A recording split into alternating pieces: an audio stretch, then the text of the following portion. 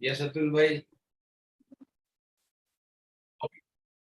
Welcome to all. सभी लोगों का स्वागत है और हम आज की सभा शुरू करते हैं। अतुल भाई please go ahead. Okay. Reva lodge Vadodara, Rohit lodge Amdavad અને જ્યોતિ લોજ મુંબઈના ઉપક્રમે આયોજિત ત્રિવેણી મંગળવાર મીટ ના કર્ણાટક ફેડરેશન, ગુજરાત ફેડરેશન અને મુંબઈ ફેડરેશનના આજના પ્રવચન જન્માષ્ટમી અને ભગવદ ગીતાના ગૂઢ અર્થના આજના પ્રવચનના વક્તા હર્ષલ, રાજેશજી, રમેશભાઈ ડોલિયા અને વર્ષાબેન પટેલ તેમજ મોડરેટર શ્રી તરલભાઈ મુનશી અને આજની સભામાં હાજર સર્વ સભ્યોનું સ્વાગત કરું છું। આજની સભાની શરૂઆત કેશોરબેન આપણને વૈશ્વિક પ્રાર્થનાથી કરાવશે। કેશોરબેન, આપનું સ્વાગત છે। O hidden life, vibrant in every atom. O hidden light, vibrant in every atom. O hidden light, shining in every creature. O hidden light, shining in every creature. O hidden love, embracing all in oneness. O hidden The love, love, embracing all in oneness. life. May each who feels himself as one with thee May each who Each who feels himself feels- as one with thee know he is also one with every other.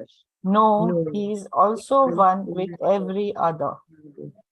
Shanti, Shanti, Shanti. ધન્યવાદ કેશોરબેન। શ્રી તરલભાઈ મુનશીને આજની સભાની આગળની કાર્યવાહી માટે આમંત્રિત કરું છું।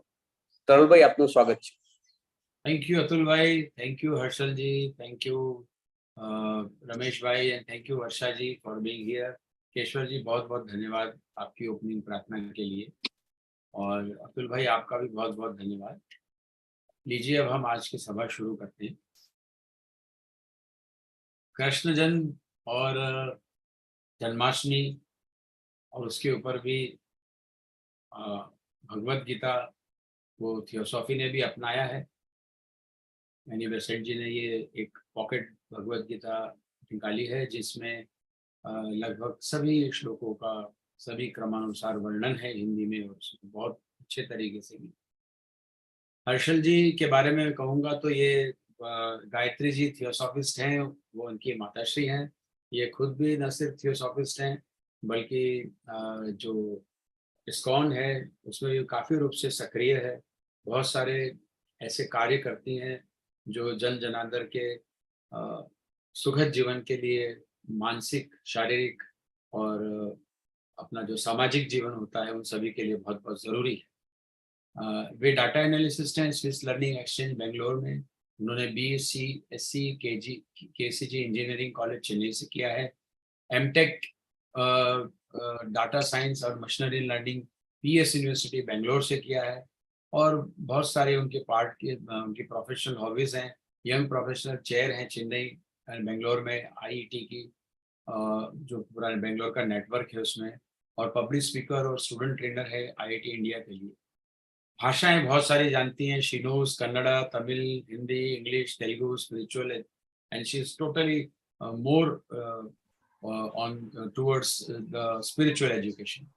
She is a pranic healer, theosophist and ISKCON preacher and trainer.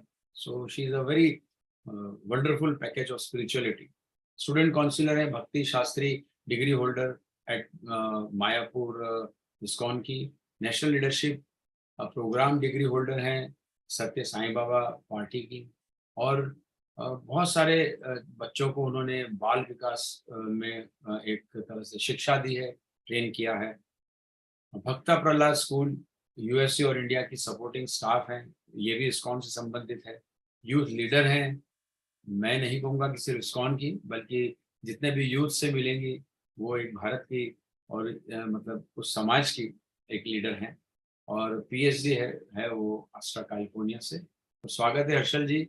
आज का विषय हमने पिछली आपकी मीटिंग में ही तय किया था कि जन्माष्टमी आ रही है तो करते हैं। शॉर्ट समय में आपने बड़ी अच्छी तैयारी की। ओवर टू यू, हमें आज मंत्र मुक्त कर दीजिए। धन्यवाद। A very happy evening to everyone. So today it's on Krishna Janmashtami, Krishna's birth, significance of Krishna Janmashtami. So this particular information is extracted from Raja Purana Srimad Bhagavatam, especially from 10th canto. 3 shlokas basically we are focusing on, shloka 47, 48 and 49 from Srimad Bhagavatam 10th canto. So this piece of text is from the point of view of one of the great exalted Vaishnava of India. First is Jiva Goswami, second is Sanatana Goswami, third is Vishwanath Chakravarti Thakur, and fourth is Hari Suri. So based on their explanation of what is Krishna Janmashtami, the esoteric science behind Krishna Janmashtami. So we all know that story behind Krishna Janmashtami. He was born in a jail. Vasudev and Devaki were his parents, and then he was brought to Gokul. So behind that, there are many spiritual signs which Krishna, while he was on this earth, he told us. So we will start with the first text here. So Srimad Bhagavatam was written by Shukadeva Goswami. So there are 12 cantos. So in that, from the 10th canto, we are going to discuss today. So Sukadeva Goswami explains the conversation between Krishna and his parents, who is Vasudeva and Devaki. And he explains them why he chose them to be their parents for his mission to get complete. So Devaki and Vasudeva, in their past birth, they were known as Krishti and Sutapa. They did a lot of penance, lot of sacrifices, rigorous sacrifices, so that they can one day be the parents of the Lord Narayana. After many births and hankering, now they got a chance to be Krishna's parents. And Krishna said to them, you know, like, I understand your pain, because we all know that after 6 or after 7 babies were killed, the 8th baby was none other than Lord Krishna himself. So seeing the parents dying, seeing the parents, in front of them, their kids dying, he could understand their pain. And Krishna told that I'm here to protect you. I'm here to protect the world. I understand your pain. So here we also, Krishna says the 7th baby was not murdered by Kamsa, but it was a miscarriage. And that was Sri Balarama. In Odisha, they call Balabhadra. We all know Baladev is the elder brother of Krishna. So hence Krishna and Baladevs are brothers. So that's how Baladev is actually, kind of interlinked with Krishna. So conveying this in his 4-handed form, we all know Lord Vishnu, in his 4-handed forms, he conveyed this to Vasudeva and Devaki. So we will see the emotion of Vasudeva Devaki here. They were in super pain in that dark jail. There was one light, one divine light which came, and it's standing in 4-handed and saying them all. So they were completely bewildered. They did not know what's happening, and they were scared. We all know Kamsa was the magic man during that era. So they thought that Kamsa must have brought in some demon to kill us. They were so scared. So just to pacify Vasudeva and Devaki, Lord Narayana takes his 4 hands, having Gada, Hasta, Kon, Padma.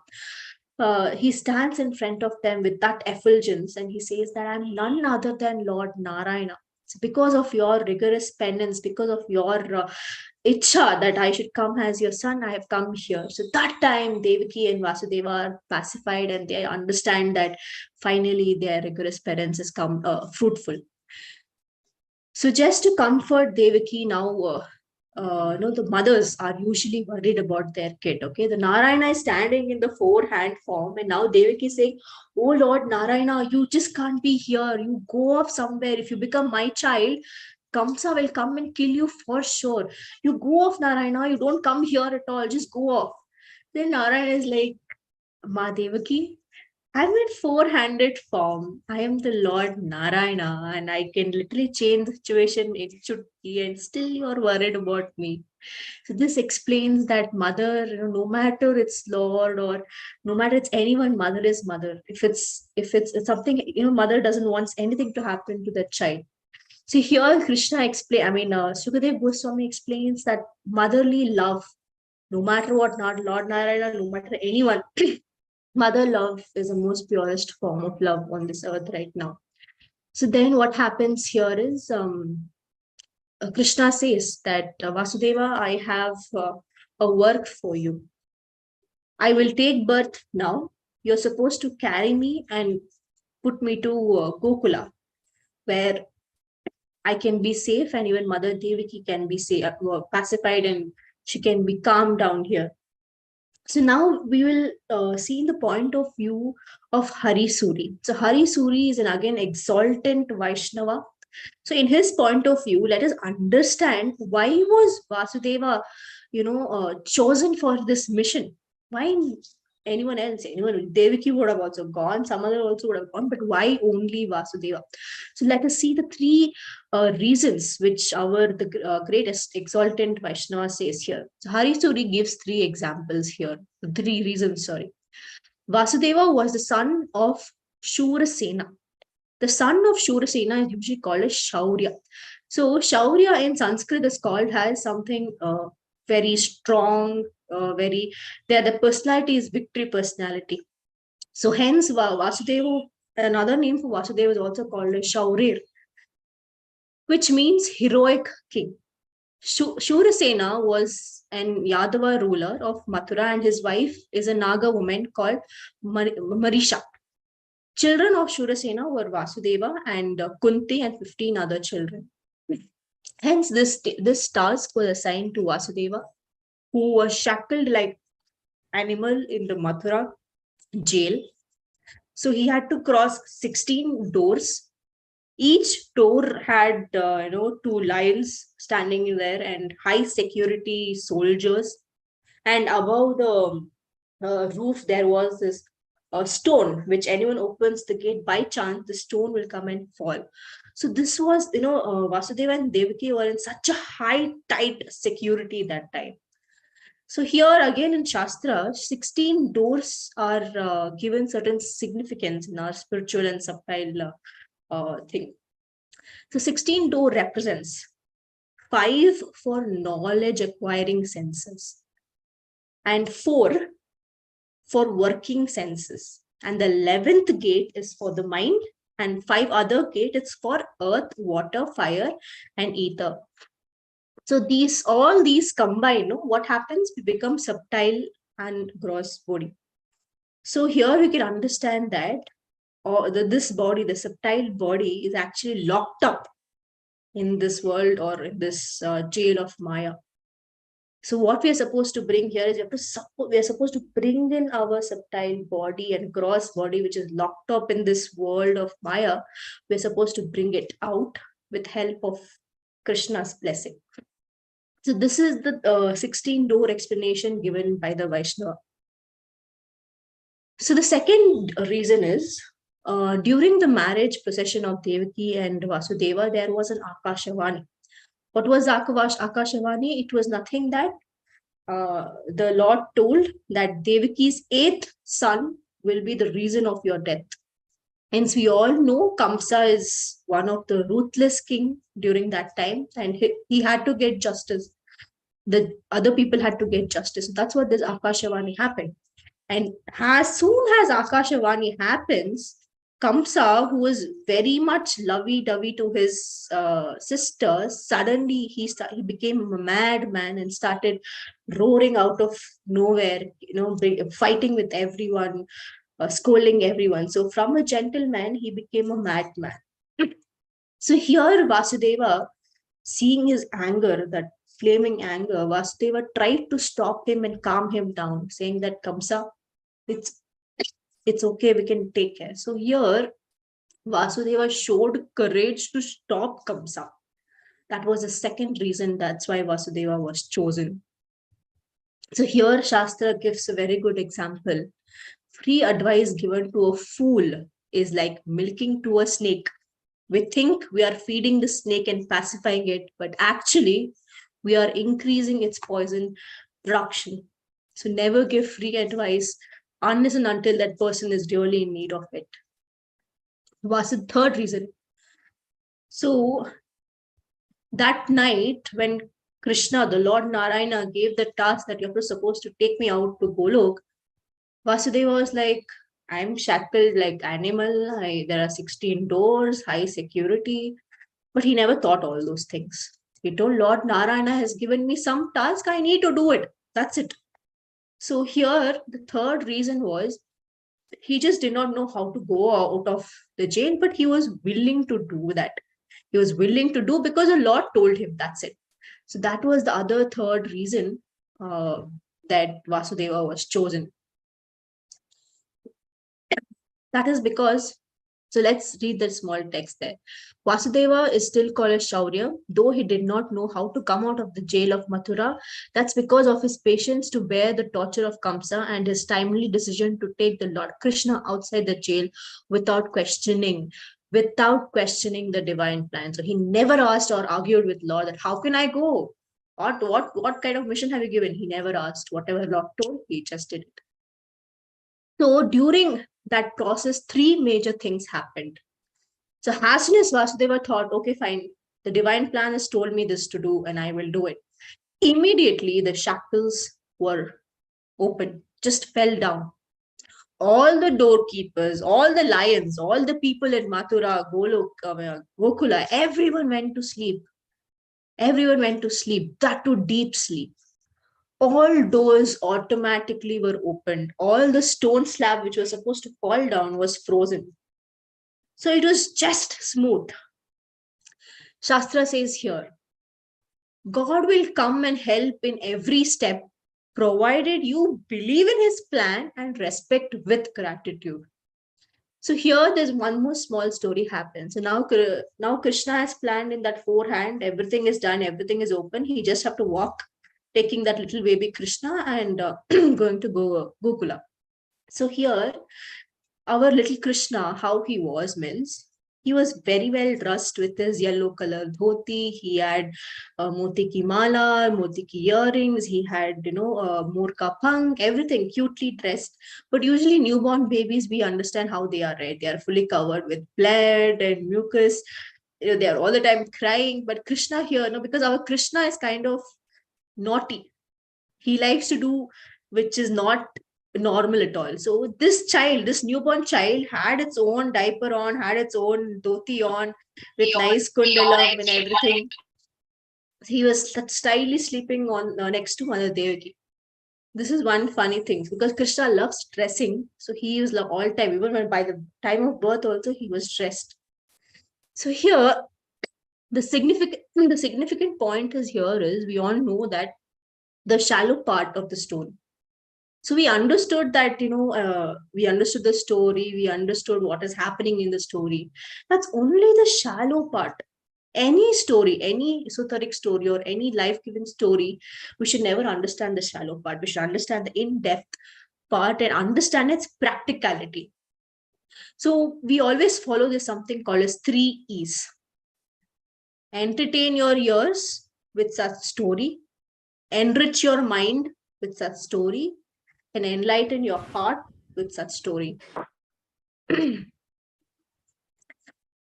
So the 3 things which extra happened, I told, right? The shackle, everything. 3 extra explanation is given by our Vaishnavas. So first thing I told, the shackle was broken, right? So now I will give you the understanding of in a spiritual and esoteric way. When we understand the real purpose, our real purpose on this earth, the iron shackles of repeated birth and death breaks out and we are liberated to a higher understanding. So why are we learning why are we into theosophy? Why are we reading all the books? Why are we into spirituality? Is to, stop this birth and death.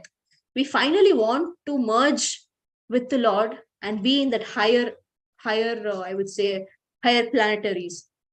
So how to break this shackles of repeated birth and death is to understand why we are on this earth, is to understand that we are none other than to, kind of make ourselves in a better way and understand why we are here as humans, what we are supposed to do as humans, and we have to go back. Our one and only thing is we are supposed to go back to the Lord. That's it.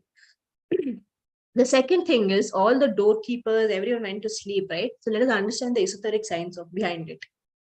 When we understand the divine plan, all the 6 anarthas, 6 anarthas are Kama, Krodha, Madha, Matsalya, Lobha. which is lust, angry, greed, pride, illusion, and madness. These are called as 6 anarthas. All these things will go to sleep, will vanish out. Because of these 6 anarthas only we are here. So we are supposed to get purified, we are supposed to get washed of all these 6 anarthas, and then only we can go to the higher realms.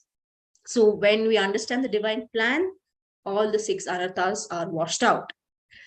Third reason what happened, all the doors got opened up, right? So let's understand the esoteric science. Someone who tries to carry Krishna or chants or understand the Lord or always try to connect to the Lord, all the doors to Goloka Vrindavana, which is nothing but as heaven, opens directly to us, and it becomes a very smooth journey for us. Which going to Goloka Vrindavana, going to heaven and attending the higher planetary systems is our only goal. Not getting a higher bangla, higher car. Yes, we need it, but our ultimate goal is to reach the higher planetary systems. So these are the 3 esoteric signs between of those 3 things which happened when Vasudeva was trying to flip the baby Krishna. So as I told, any story, never take it shallow. Always entertain your ears with it, enrich your mind with it, and enlighten your heart with it. So when all these 3 are connected, automatically, all these story becomes a practice for you. So when we practice all these things, we are reaching to our goal, which is nothing but reaching the planetary system, higher planetary system, and uplifting our soul. So coming back to the story again, as soon as Vasudeva goes out of the jail, suddenly heavy storm starts. It heavily rains. So all the Vaishnava Acharyas explains to this, why suddenly rain came. Okay, so the external reason, let us understand. So now we know that Vasudeva and Krishna are sneaking out. Okay, they don't want Kamsa to know that they're going out of the Mathura jail. So heavy rain is automatically needed. Why? People who are outside will go inside the house when it's raining. People who are staying inside will stay inside because they'll not go outside because it's heavily raining. Some people may sleep because it's raining, it's cold, they'll sleep off. Due to heavy rains, nothing won't be visible. And due to heavy rains, sound is very much higher and no one will know who is walking outside. So all this makes Vasudeva easily to take Krishna to Goloka without the knowledge of Kamsa. Now let us understand the internal reasons. The clouds were crying because Krishna appears once in 8.64 billion years. And also cloud felt happy because Krishna was born in their color. Everyone knows Krishna is blackish blue and the dark heavy storm clouds are blackish blue. So they were so happy that someone like us, someone appreciate their color. So the clouds knew that we could offer anything to Krishna. So in Srimad Bhagavatam, in Bhagavad Gita, chapter 9, text 26, there's a shloka where it's called as Phalam Pushpam Toyam. So you can give anything to Krishna, one small flower, grass, leaf, anything. But Krishna only wants it with love. So here clouds knew that they could offer anything to Krishna. So they thought, why can't they offer their water to the lotus feet of Lord Krishna? Because Krishna is happy. Krishna will become happy and satisfied with any small thing, but with lot of love, you give it to him. Hence, we all know that the water is also known as Jivam. Water is the Jiva. And Krishna is also known as the Jivam of all our souls. The real person, the real thing which gave Jiva to all our soul. So here again, Hari Suri, an exalted Vaishnava, explains the appearance of Anantasesha. Who is this Anantasesha? Lord Balarama. We all know that when Yamuna was divided, it was raining. So the snake, the Anantasesha, comes and protects Krishna and Vasudeva. So let us understand what is the meaning behind it.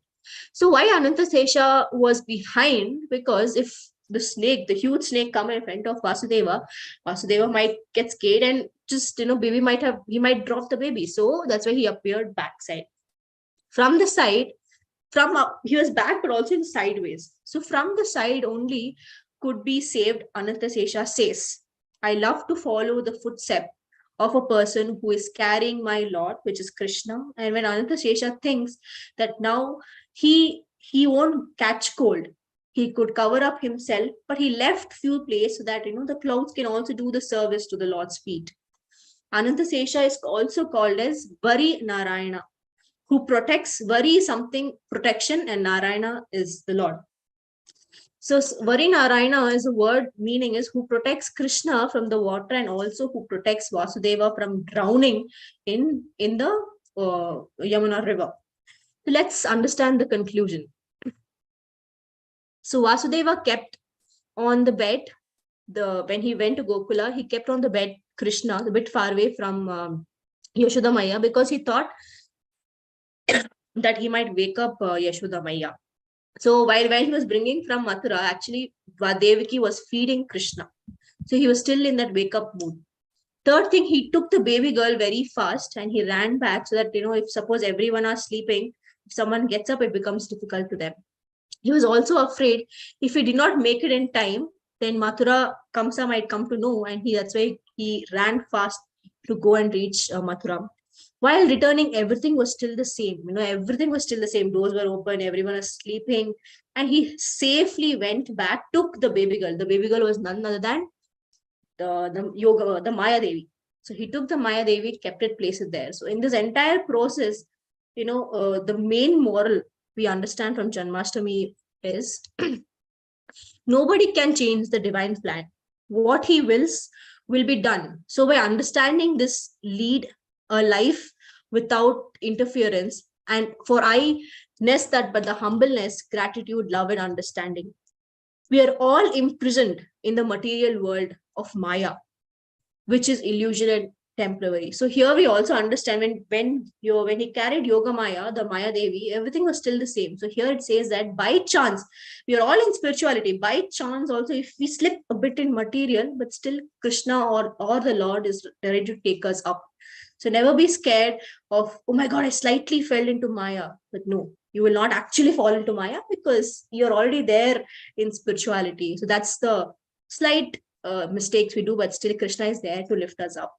So this is the first part of entire story, esoteric science between the birth of Krishna and from the journey to Golok, and then bringing the Yoga Maya, putting back her to the Mathura jail. Thank you, Harshal. It was really wonderful. And अब मैं गुजारिश करूंगा रमेश जी से कि वो part 1 का Gujarati translation पेश करें. रमेश भाई का छोटा सा इंट्रो देना चाहूंगा कि वो पेशे से चार्टर्ड अकाउंटेंट हैं और LIC ऑफ इंडिया को डिविजनल मैनेजर की तरह उन्होंने सर्व किया है. 2000 इस सदी की शुरुआत में वे रिटायर हुए. He joined Theosophical Society in the year 2010 in Ahmedabad Lodge. Now he is there serving the same lodge. On behalf of Blind Association, he has given many lectures to various associations all over in Gujarat, in India.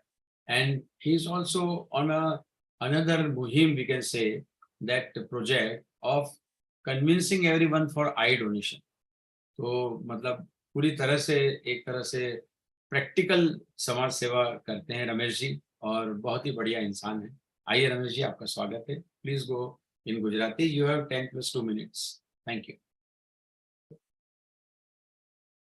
Unmute कर लीजिए. Unmute Ramesh भाई, unmute कर लीजिए.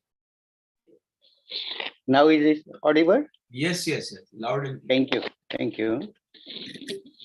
કૃષ્ણ જન્માષ્ટમી બસ એક જ દિવસ બાકી છે અને બહુ જ આનંદનો ઉત્સવ.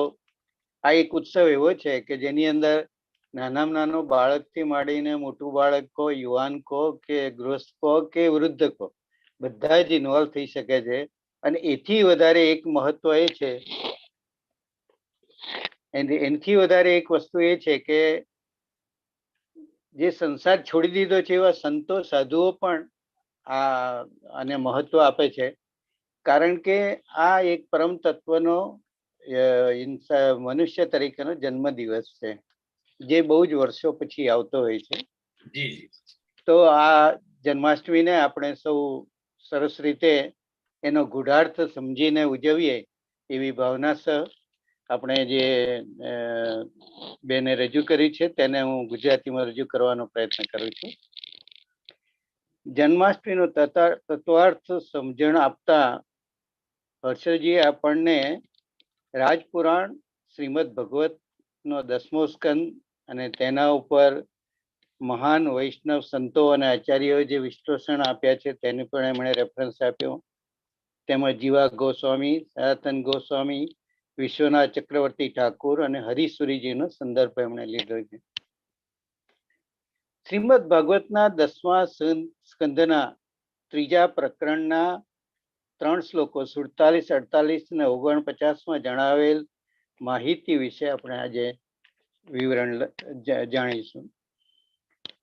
સુખદેવ ગોસ્વામી શ્રી કૃષ્ણ અને તેમના માતા પિતાને સમજાવે છે કે શ્રી કૃષ્ણ વાસુદેવ અને દેવકીજીને માતા પિતા તરીકે કેમ પસંદ કર્યા.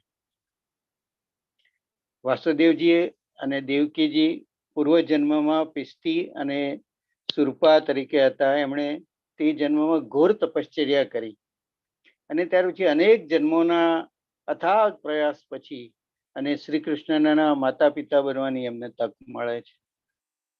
શ્રી કૃષ્ણને સહાનુભૂતિ બતાવતા જણાવ્યું છે કે તમે 6 બાળકોના મૃત્યુને તમે જોઈ છે, તમારી સામે જે એમનો વધ થયો છે, 7મો બાળકનો ગર્ભપાત થાય છે, એટલે તમારું દુઃખ હું સમજી શકું છું. પણ ચતુર્ભુજ શ્રી કૃષ્ણને જોઈને દેવકીજીને એમ થાય છે કે અરે રે, તમે આવશો તો તમને કંસ મારી નાખશે. ત્યારે હસતા હસતા ચતુર્ભુજ કૃષ્ણ કહે છે દેવકીજીને કે હું તમારી સામે જે સ્વરૂપમાં આવવાનો છું તે સ્વરૂપ એ ક્ષર નથી, એટલે કે નાશવંત નથી, માટે તમે ચિંતા ના કરશો. અને આ પછી એમણે શ્રી વાસુદેવજીને કહ્યું કે હવે તમે એમને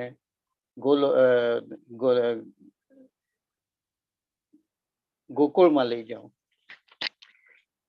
શ્રી હરિસુરીજીએ આ કાર્ય માટે વાસુદેવજીની વરણી કરી એને સમજાવતા કહે છે કે શા માટે એમની જ વરણી કરી કે વાસુદેવજી છે એ સુરસેનના દીકરા હતા અને સુરસેનના દીકરાને શૌર્ય કહેવાય છે.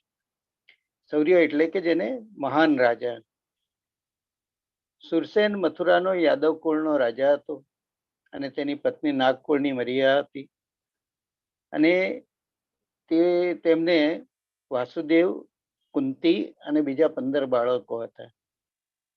શ્રી વાસુદેવજીને મથુરાની જેલમાં એક ભયંકર પ્રાણીની માફક બાંધીને રાખવામાં આવ્યા હતા અને એના જેલની બહાર 16 દરવાજા હતા. એ 16 દરવાજા કૂદવાની એમણે જરૂરત હતી. તો આ 16 દરવાજા વિશે આપણને ગુપ્ત જ્ઞાન આપતા જણાવે છે કે એ 16 દરવાજા એ કયા? 5 જ્ઞાનેન્દ્રિયો, 5 કર્મેન્દ્રિયો અને 1 મન, એટલે કે 11 થયા, અને 5 મહાભૂત એટલે કે પૃથ્વી, જળ, અગ્નિ, વાયુ ને આકાશ. આ 16 દ્વાર સાથે આપણું જે અસ્તિત્વ છે તેને કહે છે કે એ 16 દ્વાર વાળી જેલને સમજાવવામાં આવે છે.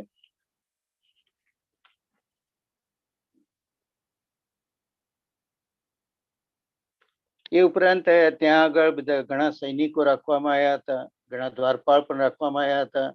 દરેક દ્વાર આગળ કંઈક પથ્થર મૂકીને એવું રાખવામાં આવ્યું હતું કે ખોલવાનો પ્રયત્ન કરવામાં આવે તો એ પણ પડે. આ બધી ઘણી બધી એની અંદર એ જેલની અંદર એ વસ્તુઓ રાખવામાં આવી હતી જેથી કોઈ એની અંદર એમાંથી બહાર ન જઈ શકે. વાસુદેવજી અને દેવકીના લગ્ન પ્રસંગે જ એક આકાશવાણી થઈ હતી. એ બહુ મહત્વની હતી કારણ કે એનાથી જ આ પ્રોબ્લેમ શરૂ થયો હતો. કે આકાશવાણી એવી હતી કે તેમનું 8મું બાળક પુત્ર તરીકે જન્મશે જે કંસનો વધ કરશે. આ વાત જાણી એટલે કંસ તો ગુસ્સામાં આવી ગયો અને એણે એમ જ વિચાર્યું કે આનો સારામાં સારો રસ્તો એ જ છે કે નાસ્તિ મૂલો કુતઃ શાખા, દેવકીજીને જ હું ખલાસ કરી નાખું તો પછી પ્રશ્ન જ ન રહે. હવે આ અસુરોમાં તો બહેનને પણ મારી નાખવામાં એમને વાંધો નથી આવતો, એવી જાતના અસુરો હશે. એટલે વાસુદેવજીએ તમને આધ્યાત્મિક સલાહ આપી કે આ કાર્યમાં કઈ રીતે એ ન કરવું જોઈએ, એમાં કેવું પાપ લાગે, આ તે બધું સમજાવ્યું. ત્યારે છેવટે એનો ભય દૂર થાય છે અને એ એક રીતે તૈયાર થાય છે કે એના બાળકોનો એ વધ કરશે. વાસુદેવજી બાળકને લઈને જયારે બહાર નીકળે છે, કારણ કે આ કહ્યા પછી શ્રી કૃષ્ણ વાસુદેવજીને હુકમ કરે છે કે તમે એમને ગોકુળ લઈ જાઓ. એટલે લઈને જયારે બહાર નીકળે છે ત્યારે 3 પ્રસંગ બને છે. એ 3 પ્રસંગ એટલા માટે છે કે 3 પ્રસંગનો ગુઢાર્થ પણ પછી સમજાવવામાં આવે છે. તેમના હાથ પરની સાંકળો આપોઆપ છૂટી જાય છે. બધા દ્વારપાળ ને સૈનિકો જે રાખ્યા હતા તે બધા નિદ્રાધીન થઈ જાય છે અને બધા જેલના દ્વાર આપોઆપ ખુલી જાય છે. આ 3 પ્રસંગ બને છે અને એને લઈને એમની આખી યાત્રા સરળ બની જાય છે. હવે જે એમને સલાહ આપી એમાં એ બાબતમાં શાસ્ત્રો કહે છે, અરે આ જે 3 બાબતમાં શાસ્ત્રો કહે છે કે ભગવાન આવે છે ને આપણને મદદ કરે છે, દરેક ક્ષેત્રે મદદ કરે છે. જો તેની યોજનામાં શ્રદ્ધા રાખો અને પ્રયત્નપૂર્વક તેમાં તમે જોડાઓ, અથવા તો જેને કહીએ કે મનપૂર્વક તેને સ્વીકાર કરો તો જરૂર કરે છે. હવે વૈષ્ણવ આચાર્ય આ 3 પગલાનો ગુઢાર્થ સમજાવે છે. એક જે આપણે એના સાંકળો છૂટી જાય છે એ બાબતમાં કહે છે કે જ્યારે આપણે આપણા પૃથ્વી પરના અસ્તિત્વનો સાચો અર્થ સમજીએ છીએ, એટલે કે આપણે આત્માનો ખ્યાલ સમજીએ છીએ કે હું કોણ છું એ ખ્યાલ સમજીએ છીએ, ત્યારે જન્મ અને મરણ રૂપી સાંકળોથી બંધાયેલા આપણે છૂટી જઈએ છીએ અને એ બંધનો દૂર થઈ જાય છે.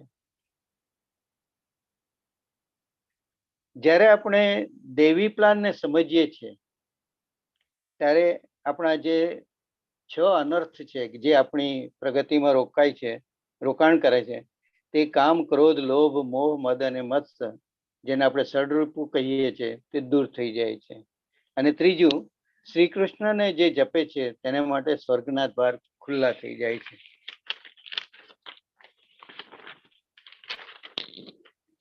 શ્રી વસુદેવજી જેમ બહાર જાય છે કે તરત જ ધોધમાર વરસાદ વરસે છે, ઘનઘોર વરસાદ પડે છે, ઘનઘોર આકાશ છે, વીજળીઓ થાય છે, વરસાદ પડે છે. એનું વૈષ્ણવ આચાર્ય સમજાવે છે કે એનું બાહ્ય કારણ શું છે કે આવો વરસાદ પડે તો બાહ્ય જે લોકો બહાર હતા તે અંદર જતા રહે, અંદર છે એ લોકો બહાર ન આવે કારણ કે વરસાદ વરસે છે. અને ત્રીજું, વરસાદમાં એટલો બધો અવાજ થતો હોય છે જેથી આ લોકો બહાર જાય કે તે થાય તો એમના પગલાનો અવાજ પણ ના સંભળાય અને એ લોકો દેખાય પણ નહીં. આ બધાને કારણે શ્રી વાસુદેવજીની ગોકુળ યાત્રા બહુ સરળ બની જાય છે. હવે એનું આંતરિક કારણ એ છે કે વાદળો રડતા હતા, કારણ કે શ્રી કૃષ્ણ 8.64 બિલિયન વર્ષ પછી જન્મ લેવાના હોય છે અને તે પણ ખુશ પણ હતા કે શ્રી કૃષ્ણ તેમના જેવા જ કલરમાં જન્મ લેવાના છે, એટલે કઈ નહીં તો એમને પણ લોકો યાદ કરે.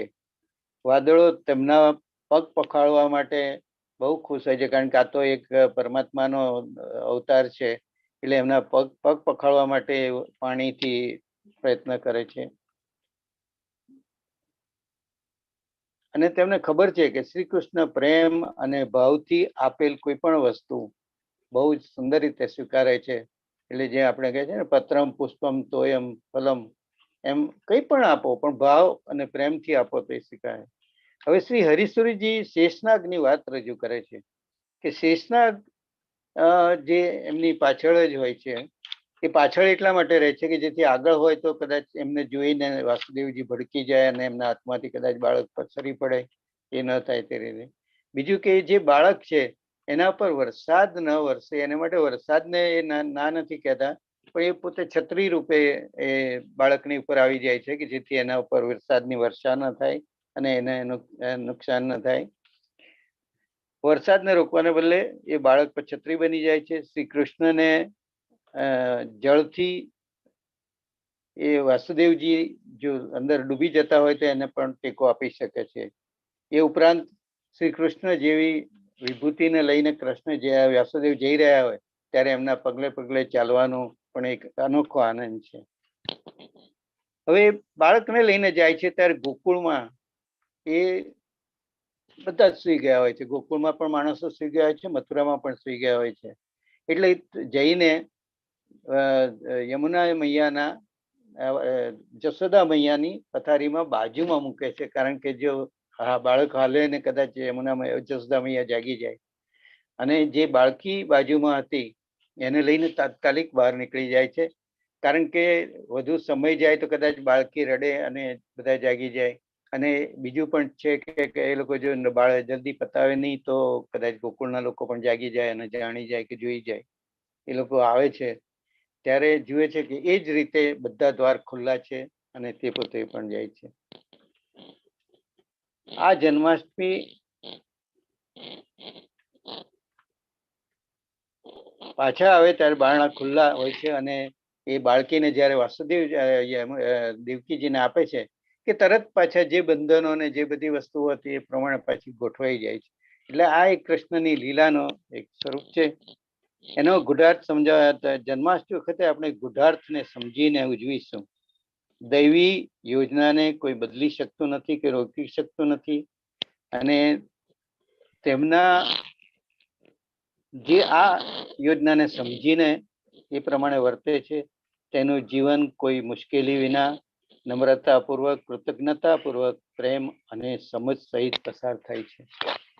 એ ઉપરાંત બીજી વસ્તુ પણ એ જણાવે છે કે આપણે બધા ભૌતિક વિશ્વના જેલમાં છીએ, તે માયાથી આચ્છાદિત છે, એટલે આપણે એને સાચા સ્વરૂપમાં જોઈ શકતા નથી.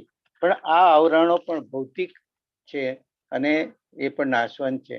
આટલું જો સમજી લઈએ તો જન્માષ્ટમીને આપણે સંપૂર્ણ સરસ રીતે ઉજવી શકીશું. ઈચ્છીએ કે આ ગુઢાર્થ સહિત આપણે જન્માષ્ટમીને ઉજવીએ. સૌને અભિનંદન. થેન્ક યુ રમેશભાઈ, બિલકુલ કરેક્ટ ટાઈમ પર તમારું પૂરું થયું. वर्षाजी તમને પણ 10+2 मिनट तो हजी है. वर्षा जी का परिचय दूं, एकदम सक्रिय रूप से चारों ओर हर थियोसॉफी के कार्य में भाग लेती हैं. वे अहमदाबाद गुजरात में रहती हैं. MA BEd PhD हैं. PhD उन्होंने एग्रीकल्चर में किया है, क्रेडिट और डेवलपमेंट में. असिस्टेंट प्रोफेसर है इस वक्त वो गवर्नमेंट कॉलेज में, और वो इकोनॉमिक्स पढ़ाती हैं. थियोसॉफिकल सोसाइटी अराउंड 5 और 2005-2006 में उन्होंने ज्वाइन की, और उसके बाद से वे काफ़ी सक्रिय रही. इस वक्त वो अहमदाबाद लॉज गुजरात के मेंबर हैं. गुजरात फेडरेशन में भी काफ़ी एक्टिव रही. वे यंग यूथ चेयरमैन है गुजरात फेडरेशन की. कोऑप्टेड काउंसिल मेंबर थी वो इंडियन सेक्शन की, और फॉर्मर नेशनल लेक्चरर भी है थी वो थियोसॉफिकल इंडियन सेक्शन सोसाइटी की. और आज भी पूरे नेशन में अलग अलग जगह उनकी स्पीच होती है. वे डायरेक्टर और मॉडरेटर हैं यूथ प्रोग्राम के गुजरात में. भोपाली, भुवनेश्वर, उड़ीसा, हैदराबाद में विभिन्न जगहों पर उन्होंने कार्यक्रम दिए हैं. अभी सोशल एक्टिविटीज में भी बहुत सक्रिय हैं, और the Buddha theosophical order of service से गुजरात में वो सेवा कार्य करती है. आइए वर्षा जी, हिंदी में हमें आज का विषय समझाइए. धन्यवाद. जी सर, नमस्ते. बहुत बहुत शुक्रिया हर बार बहुत अच्छा परिचय देने के लिए. सर मेरी आवाज ठीक है? बहुत बढ़िया रही. Thank you. ठीक है, चलो धन्यवाद. फिर से इस प्लेटफॉर्म से मुझे अपने जो विचार है मुख्य वक्ता के, तो इसका भाषांतर करके इनके जो विचार है इसको संक्षिप्त में बताने का एक मौका प्रदान किया. तो सभी को एडवांस में happy Janmashtami, happy teachers day. और आज का मेरा जो विषय का संक्षिप्त सार है जन्माष्टमी और भगवत गीता का गूढ़ अर्थ. तो मुख्य वक्ता सिस्टर ने बहुत अच्छे से बताया. तो शुरुआत करते हैं हम यहाँ कृष्ण के जन्म से. कृष्ण जन्माष्टमी का महत्व. तो राजपुराण श्रीमद् भगवतम स्कंद 10 से ये कुछ बातें ली गई है, और साथ में कुछ महान वैष्णव संत और आचार्य के द्वारा कुछ लिखित पाठ, जैसे कि जीव गोस्वामी जी, सन्नसना गोस्वामी जी, विश्वनाथ चक्रवर्ती ठाकुर और हरीशुरी जी, और साथ में सर्ग 10 अध्याय 3 श्लोक नंबर 47, 40 एंड 49 में से कुछ बातें यहाँ पे ली गई है। सुखदेव गोस्वामी कृष्ण और इनके माता पिता के बीच जो बातचीत हुई थी, तो इसकी व्याख्या वो कुछ इस प्रकार करते हैं कि कृष्ण अपने माता पिता को समझाते हैं, यानी कि देवकी और वासुदेव को बताते हैं कि उन्होंने इस जन्म में इनको ही माता पिता के रूप में क्यों चुना। तो वो बताते हैं इसका रहस्य कि वासुदेव और देवकी ने अपने पिछले जन्म में पृथ्वी और सुत्पा के रूप में कठोर तपस्या की थी। कई जन्मों की तीव्र इच्छा भी थी कि स्वयं भगवान इनके यहाँ पे बालक के रूप में आए। तो इस जन्म में वो जो इच्छा थी वो फलीभूत हुई और स्वयं भगवान नारायण हरि विष्णु का जो अंश है वो कृष्ण के रूप में इनके यहाँ पे बच्चे के रूप में उन्होंने जन्म लिया। साथ में आगे कृष्ण ने उनसे कहा था कि तुम्हारी आंखों के सामने तुम्हारे 6 बच्चे को उन्होंने मरते हुए देखा और 7वें बच्चे की गर्भपात में भी मृत्यु हो गई।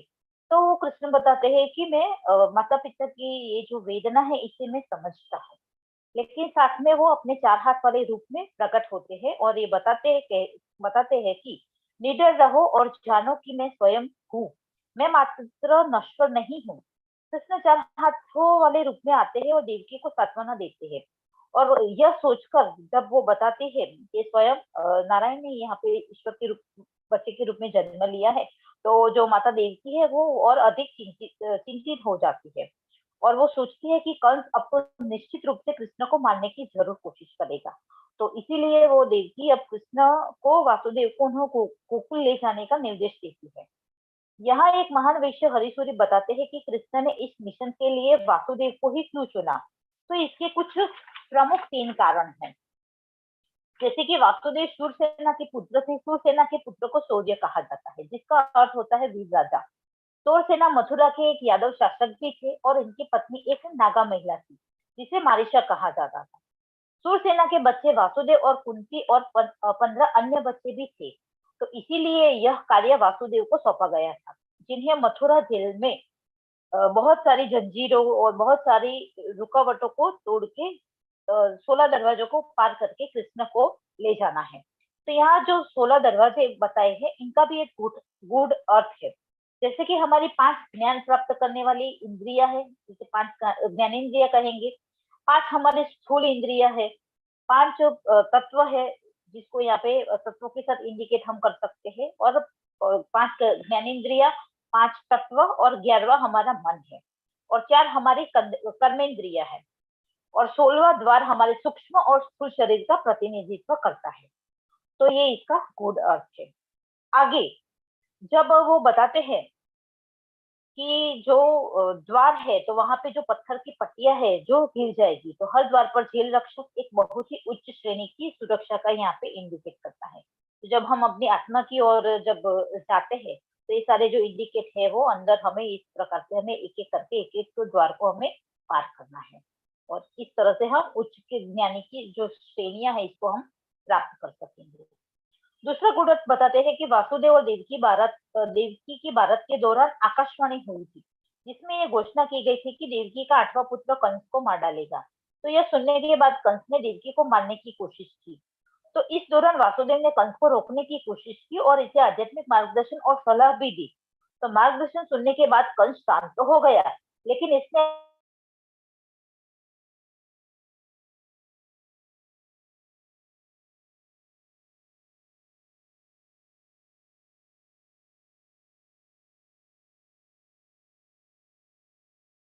आई थिंक उनका कनेक्शन चला गया है। बच्चे की जो जर्नी थी वो किस तरह से आ गया। उन्होंने करवाई थी। तो कुछ बातें, कुछ देवी योजनाओं पर भी हमें सवाल उठते हैं, लेकिन यहाँ पे जो गुड अर्थ बताए हैं तो इसको समझने से हमें ये आसानी होती है, और वैष्णव आचार्य ने इस गुड अर्थ को और गहराई में से समझाया गया है। जब वो वासुदेव है जो वो तो आगे बढ़ते हैं तो उनके हाथों से बेड़िया अपने आप हट जाती है। मथुरा और गोकुल के लोगों को सहित सभी द्वारपाल जो है वो सो जाते हैं और सारे दरवाजे अपने आप खुल जाते हैं। तो यहाँ पे शास्त्र कहते हैं कि भगवान आएंगे तो हर कदम पर हमारी वो मदद करेंगे, बस शर्त आप अपनी योजनाओं पर विश्वास करें और कृतज्ञता से हमें इनका सम्मान करें। जब हम इस धरती पर अपने वास्तविक उद्देश्य को समझते हैं तो बार बार जन्म और मृत्यु की जो लोहे की जो बेड़ियां है वो टूट जाती है और हम उच्च समझने के लिए ये इसे मुक्त कर देते हैं। जब हम ईश्वरीय योजना को समझते हैं तो सभी प्रकार के 6 अनर्थ काम, क्रोध, मद, मत्सर्य, लोभ, मोह से भी हम मुक्त हो जाते हैं।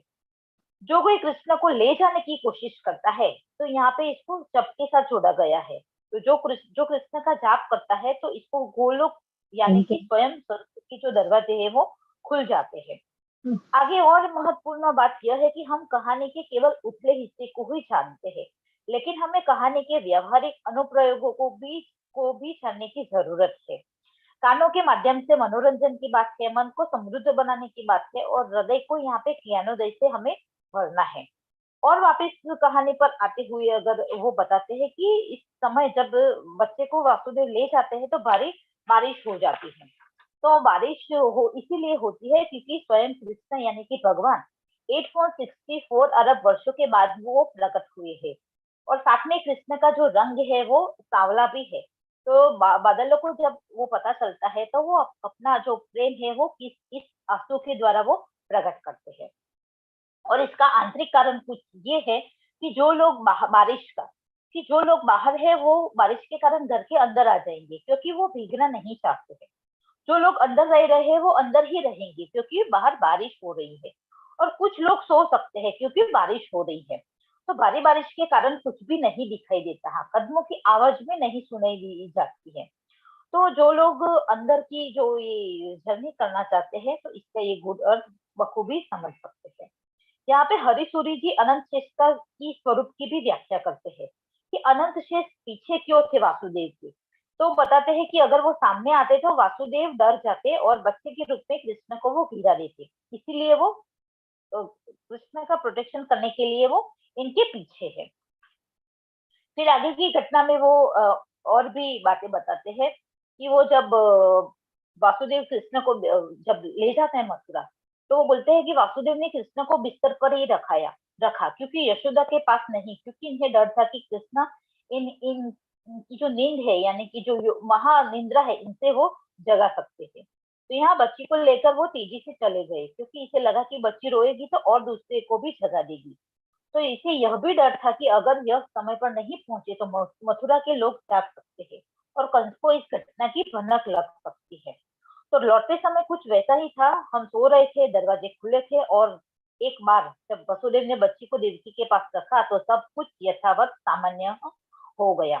तो इसका निष्कर्ष यह है कि इस जन्माष्टमी को हम गुड समझे तो कोई भी ईश्वरीय योजना को नहीं बदल सकता। मतलब जो घटना घटनी है वो एनी हाउ घटनी ही घटनी है, वह जो चाहेगा इसे पूरा किया जाएगा। इसीलिए इसे समझकर मैं के हस्तक्षेप के बिना विनम्रता, कृतज्ञता, प्रेम और समझ के साथ जीवन जिए, नैतिक बने और हम सभी भौतिक संसार में माया में कैद है। तो एक भ्रम है, अस्थायी है और जैसे जैसे हम आगे बढ़ेंगे ऐसे ऐसे माया की जो लेयर है वो टूटते जाएंगे और सही माने में हम इस जो घटना है कृष्ण जन्म की, तो इसको अगर थोड़ा हम मेडिटेशन करेंगे, थोड़ा इस पर थिंक करेंगे, हर पात्र को अगर सिंबलिज्म के रूप में समझेंगे तो सही माने में हम इस जन्माष्टमी में कृष्ण जन्म की जो घटना है इसको बहुत अच्छे से हम समझ सकते हैं। तो और आगे की बात जो है वो हम शेष भाग 2 में जानेंगे। अस्तु।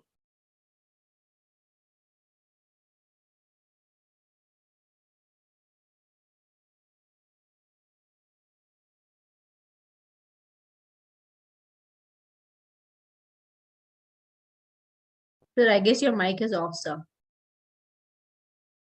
I am so sorry. मैं कहता हूँ कि हर्षल जी आपका स्वागत है, आप अपना दूसरा पार्ट करें। आपके पास around 18 plus 3 minutes, 21, 22 minutes. Okay, I will Yes. prompt you on chat. Thank you. Yes. So the Harshal ji, second बहुत-बहुत part. धन्यवाद। So the second part is completely based on Bhagavad Gita written by Annie Besant. So here I've taken the chapter 3, Karma Yoga, which is a little bit inclined to the part 1. So let us see what's inside Karma Yoga written by Annie Besant. Among the many illuminating gifts to the Western world conveyed to it by the medium of the Theosophical Society, that of the knowledge of karma comes perhaps next in the importance to that of reincarnation. It removes humans' thought and desires from the region of arbitrary happening to the realm of law, and thus place man's future under his own control in proportion to the amount of his knowledge. The main conception of karma, as a man soweth, so shall he reap. It is easy to grasp, but the application of this to the daily life is detailed. The method of its working and its far-reaching consequences. These are the difficulties which becomes more bewildering to the students as his knowledge increases. The principles on which any natural science is based are, for the most part, readily intangible to the people to fair intelligence and not ordinary education. But as a student passes through the principles to practice from the outline to details, he discovers that difficulties press upon him. And if he would wholeheartedly master this subject, he finds himself compelled to become a specialist and to devote a long period of unrevealing to the tangibles which comforts him. So it is also with this science of karma, the student cannot remain always in the domain of generalities. He must study the subdivisions of the primary law, must seek to apply it in all the circumstances of life, must learn how far it binds and how freedom becomes possible. He must learn to see in a karma a universal way of nature, and learn also as in face to nature as whole. That conquest of the rule over her can only be gained by obedience. Nature is conquered by obedience. Fundamental principles. In order to understand karma, the student must begin with a clear view of certain fundamental principles, from the lack of which many remain constantly bewildered, asking endless questions which cannot find full solutions without the solid laying of this basis.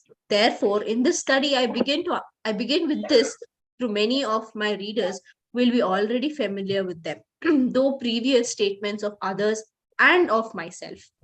The fundamental conception on which all later right thinking on karma reset is the law of eternal, changeless, invariable, innovable law, which are never been broken. Existing in the nature of things, informed Theosophist says, you must not interfere with karma. But whenever a natural law is working, you may interfere with it just so far you can. You do not hear a person say solemnly, you must not interfere with the law of gravitation.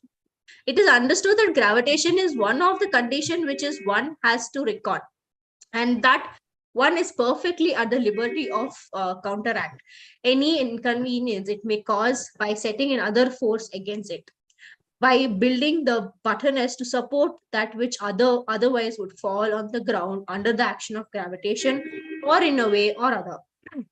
When a condition in nature incommodates us, we use our intelligence to circumvent it. And no one ever dreams of telling us that we must not interfere with or change any conditions which we dislike. We can only interfere when we have knowledge, for we cannot annihilate any natural force, nor prevent it from acting. But we can neutralize, we can turn aside its action if we have a command and other sufficient force. And while I will never abate for us one jot of its activity, it can be helped up, opposed, circumvented, exactly according to our knowledge of its nature and working and the force at our disposal. Karma is no more scared than any other natural law. All the laws of nature are expressions of divine nature, and we live and move within them. But they are not mandatory. But they are not mandatory. They are forces which set up the condition amid which we live, and which works in us as well as outside of us. We can manipulate them, but we understand them, and our intelligence unfold. We become more and more their masters until the man becomes Superman. The material nature becomes his servant. Law, the natural law. Much confusion has arisen in this matter because in the West, natural laws have been regarded as part of mental and moral laws, whereas mental and moral laws are as part of natural laws, as the laws of electricity, and all the laws are part of its order of nature. nature law has been in many minds confused with human laws, and the arbitrariness of human litigations has been imported into the realm of natural law. Law affecting physical phenomena have been reduced from this arbitrariness by science, but the mental and moral worlds are still in the chaos of lawlessness. Not a divine command, but the immense of the divine nature condition our existence, and where we are prophets have laid down moral laws. These have been declaration of inevitable consequences of the moral world, known to the prophet, unknown to the ignorant hearer, because of their ignorance.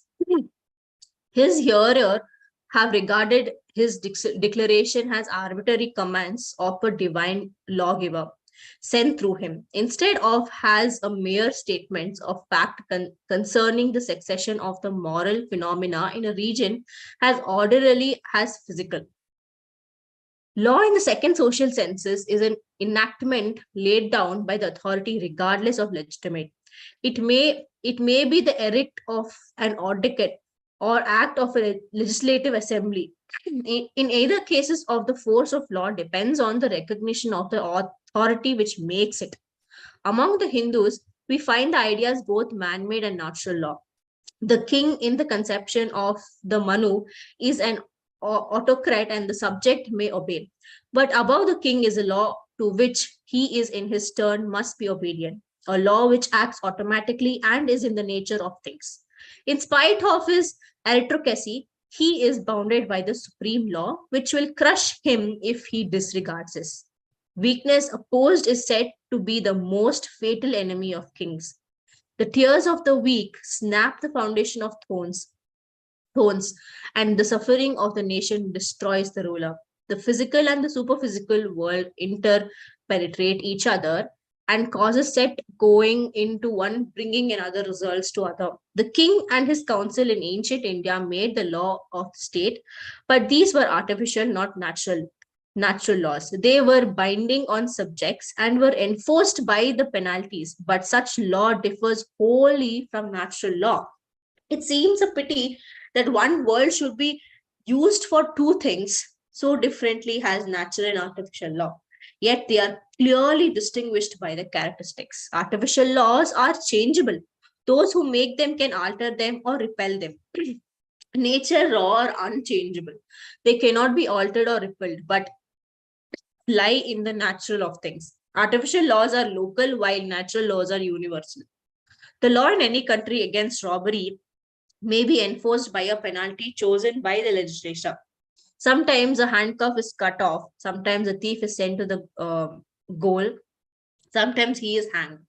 Moreover, the inflation of the penalty is dependent on the discovery of the crime. A penalty which is variable and artificial and which may be escaped is obviously not casually related to the crime it punished. A natural law has no penalty, but one condition follows invariably to another.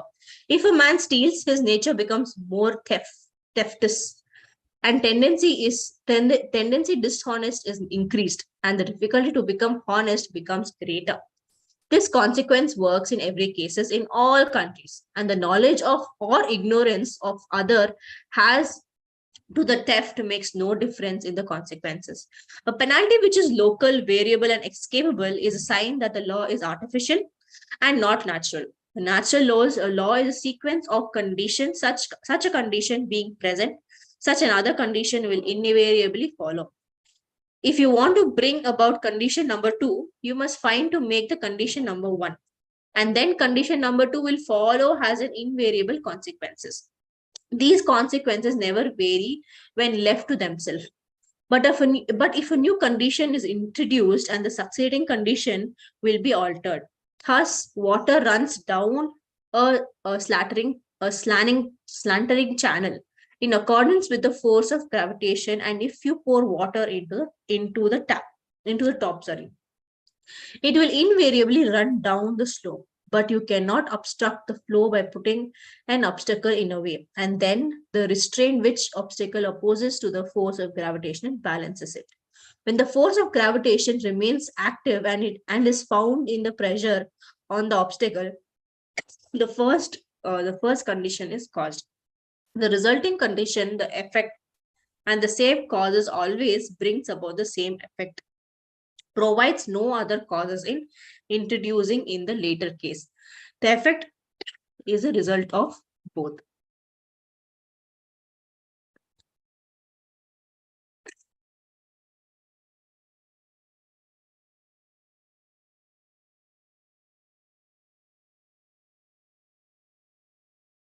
Is it over? Yes. Okay. Ramesh ji, kindly put on your video, please.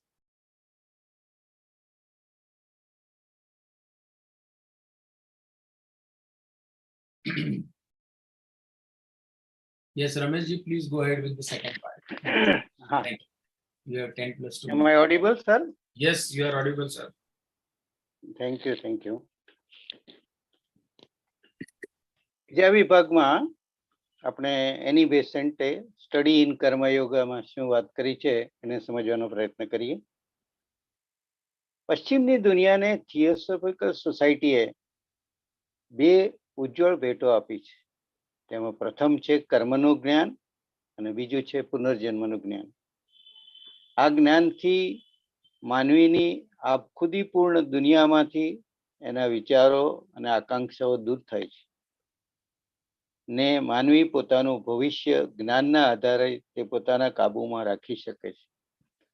કારણ કે હવે તે જાણે છે કે આ કાર્ય કરીશ તો એનું આ ફળ મળશે. કર્મ વિશે ખૂબ જાણીતી ઉક્તિ છે, વાવો તેવું લણો. બાવળ વાવીએ તો કાંટા જ નીકળવાના, ગુલાબ વાવીએ તો સુંદર ફૂલ પણ આવવાનું. આ સમજવું સહેલું છે, પણ દૈનિક જીવનમાં એને પાળવું અઘરું છે. કર્મની પદ્ધતિમાં અને તેના સંચાલન અને દૂરોગામી અસરોને સમજવામાં જેમ જ્ઞાન વધે તેમ મુશ્કેલીઓ પણ વધે છે.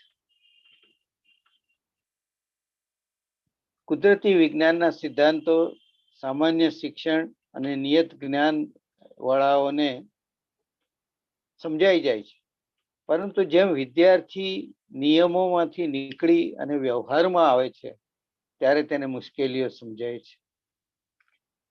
કારણ કે જ્ઞાનમાં સમજવું બહુ સહેલું પડે છે, પણ વ્યવહારમાં તો તમારે બીજાની સાથે વ્યવહાર કરવાનો હોય છે ત્યારે અઘરું પડતું હોય છે. અને જો વિષયને જાણી લે છે તો પછી એને સ્પેશિયાલિસ્ટ બનવાની માટેનો પ્રયત્ન કરવાની ફરજ પડાય છે. અને તેનો ઘણો સમય એ કાર્યની અંદર એવું જ બનતું જાય છે કે એને જે પજવતી ગાંઠો હોય તેના તાણાવાણાના વિશ્લેષણમાં જ એનો સમય નીકળી જાય છે.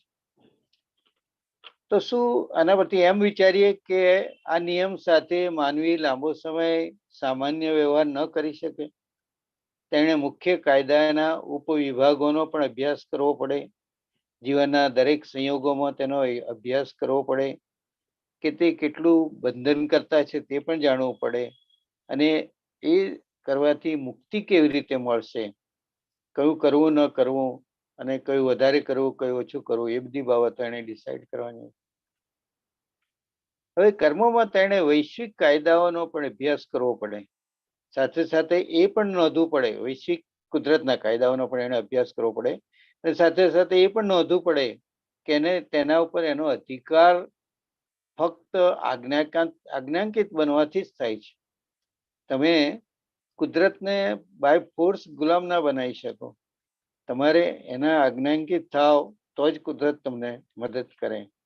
અને એટલે જ કહ્યું છે ને કે કુદરત ફક્ત શરણાર્થીને જ શરણાગતિથી જ જીતી શકાય છે. હવે એના મુખ્ય સિદ્ધાંતો જોઈએ.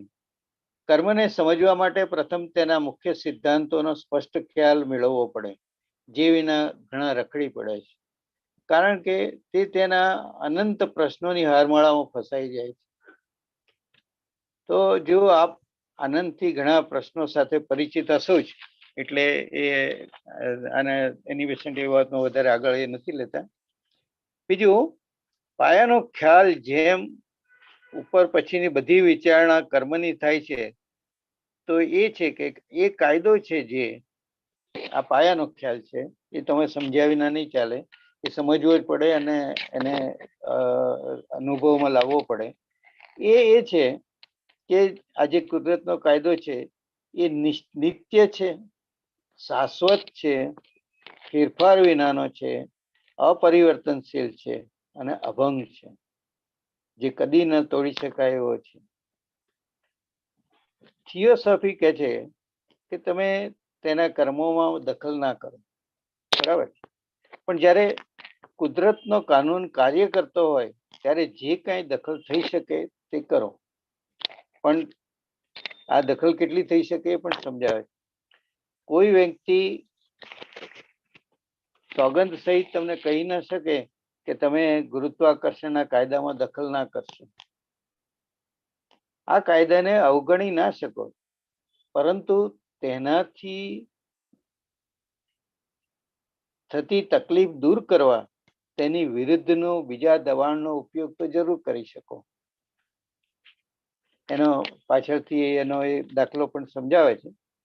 હવે કુદરતની પરિસ્થિતિ આપણને ત્રાસ આપે છે ત્યારે આપણે તેને રોકવાના પ્રયત્નો વિચારીએ છીએ, અને કોઈ આપણને નહીં કહે કે ફેરફાર ના કરશો, ચોક્કસ કહેશે કે આ કરો તે કરો.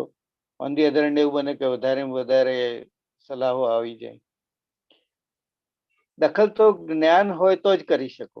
આપણે ફક્ત તેને તે કાર્યમાં રોકી શકીએ, પણ જો આપણી પાસે ક્યારે રોકી શકીએ? જે આપણી પાસે તેની વિરુદ્ધ સમૃદ્ધ શક્તિ હોય.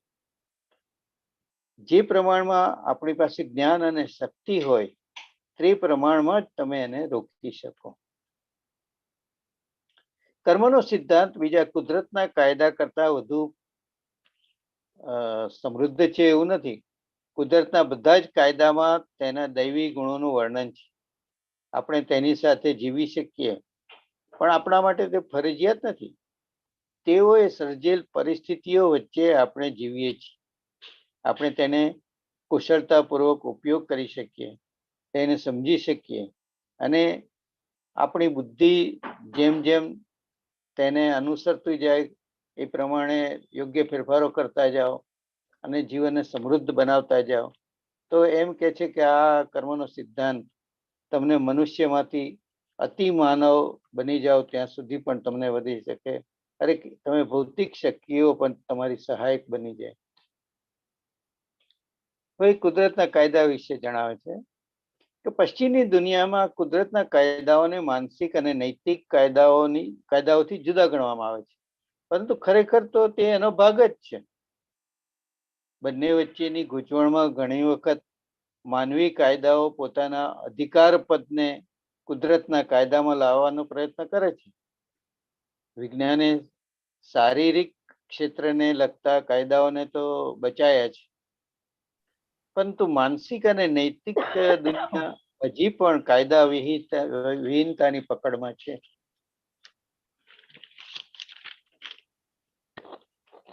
આ દૈવી હુકમો નથી, પરંતુ દૈવી કુદરતની સર્વવ્યાપકતા આપણા અસ્તિત્વને અસર તો કરે જ છે.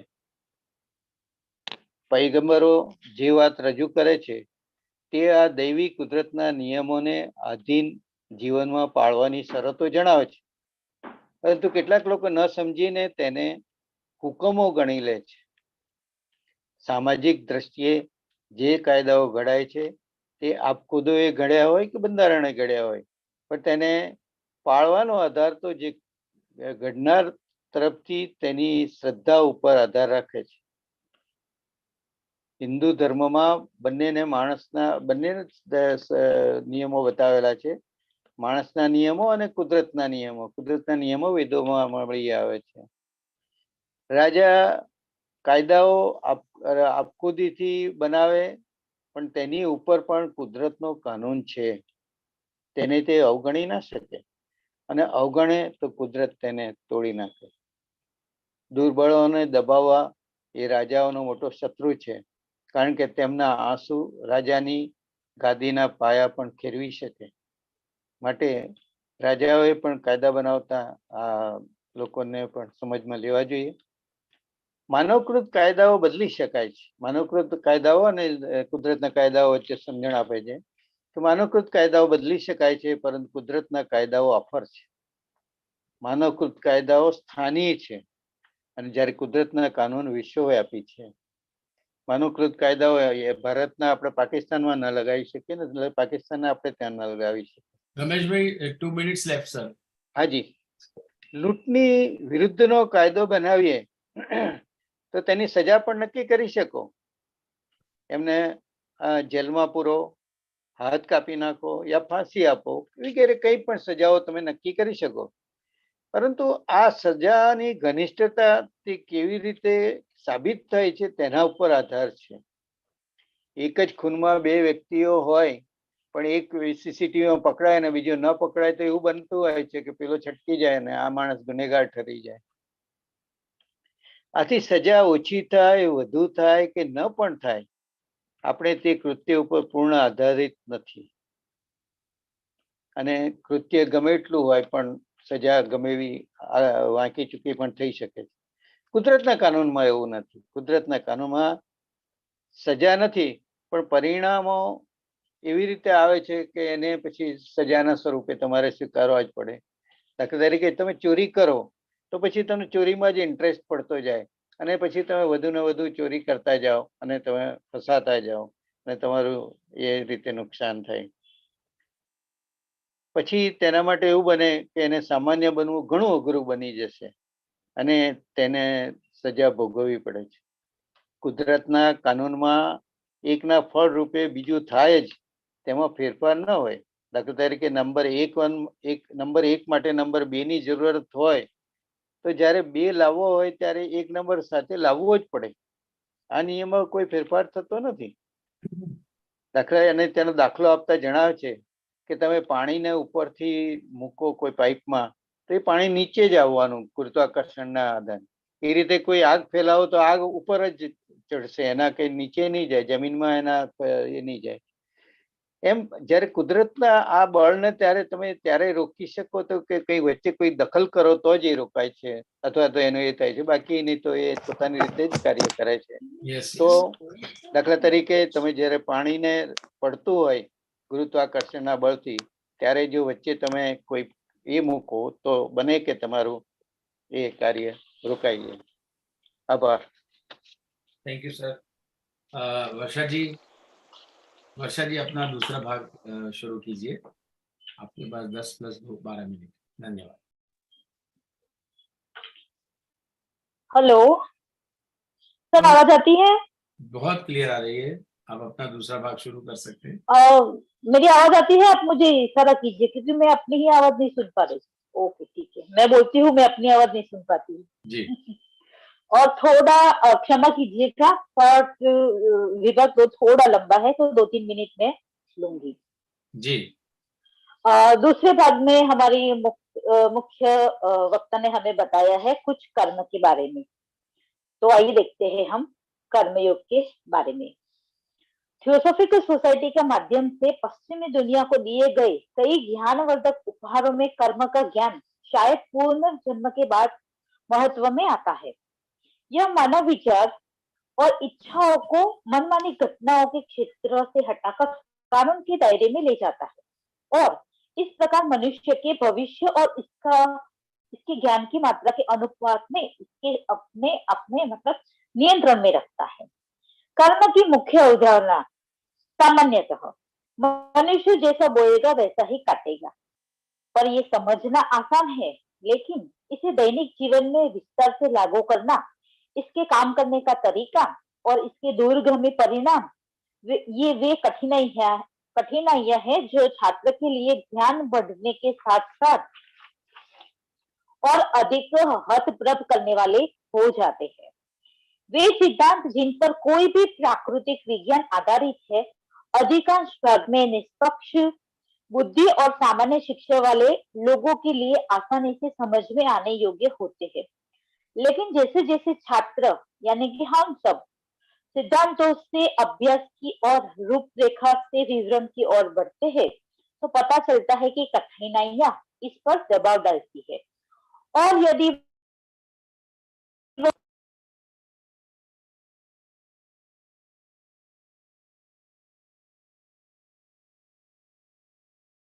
इसे सुलझाने में समर्पित रहता है, उलझनों जो उसका सामना करती है।